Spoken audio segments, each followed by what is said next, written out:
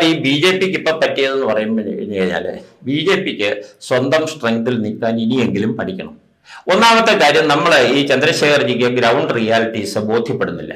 കേരളത്തിന്റെ രാഷ്ട്രീയം എങ്ങനെയാണെന്നുള്ളത് ഒരു കമ്മ്യൂണിസ്റ്റ് മൈൻഡ് സെറ്റുള്ള ഒരു ദേശമാണിതെന്നും ഈ കമ്മ്യൂണിസ്റ്റ് മൈൻഡ് സെറ്റിലാണ് ബി ജെ പിയുടെ പ്രവർത്തകർ പോലും പ്രവർത്തിക്കുന്നതെന്നും ഈ കേരളത്തെ പ്രത്യേക രീതിയിൽ കൈകാര്യം ചെയ്യണമെന്നുള്ളതും അദ്ദേഹത്തിന് മനസ്സിലാവാത്തതുകൊണ്ടാണ് അദ്ദേഹത്തിന്റെ കാൽക്കുലേഷൻ തെറ്റിപ്പോയത്.